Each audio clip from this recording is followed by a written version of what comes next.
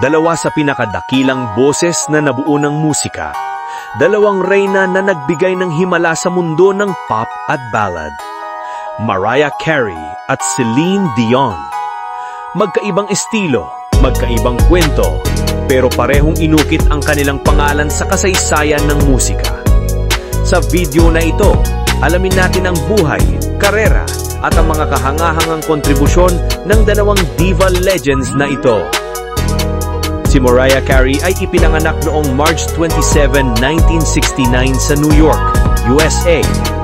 Bata pa lang, nakitaan na ng talento sa pagkanta. May napaka-espesyal na gift, ang 5-octave vocal range at ang kanyang sikat na whistle register.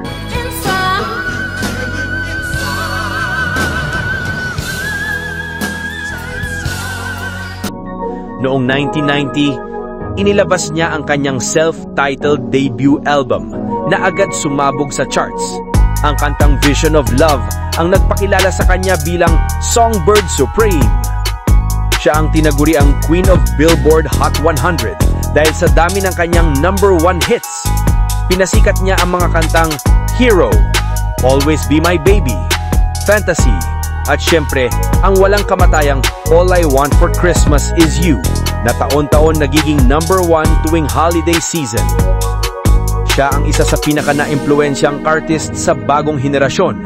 Maraming singers ngayon tulad nina Ariana Grande at Christina Aguilera ang humanga at gumaya sa kanyang whistle notes at vocal techniques.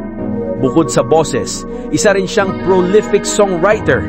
Halos lahat ng kanyang hits, siya mismo ang sumulat. Ang pagkakaiba nila, Mariah at Celine. Si Mariah Carey, pop, R&B, may timpla ng hip-hop at kilala sa whistle register at melisma. Samantalang si Celine naman, mas klasiko pop ballad at powerhouse belting na may dramatic delivery. Sa madaling salita, si Mariah parang fireworks, puno ng technique at runs. Si Celine parang bagyo, simple pero napakalakas ng impact. Dumako tayo kay Celine, katropa. I'm your lady,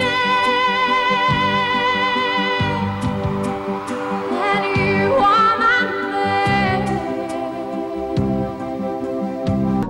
Kilala bilang Queen of Power Ballads.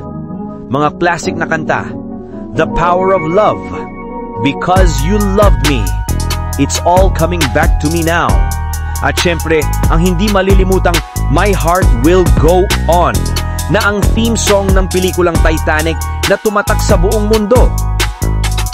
Si Celine ay naging simbolo ng emotional connection sa kanta. Kapag kumakanta si Celine, ramdam na ramdam ng audience ang bawat linya. Siya rin ang nagbigay ng napakalaking impact sa Las Vegas residency shows na binago ang entertainment industry sa Sin City. Nakamit niya ang 5 Grammy Awards din, more than 200 million records sold worldwide, at kinikilala bilang isa sa pinakamatagumpay na female artists of all time.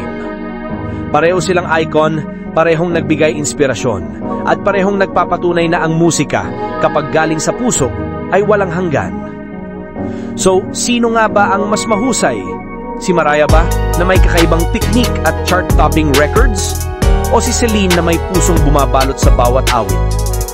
Siguro walang talagang sagot, dahil sa dulo, silang dalawa ay reyna at ang kanilang musika ay patuloy na mamayagpag sa mga susunod na henerasyon.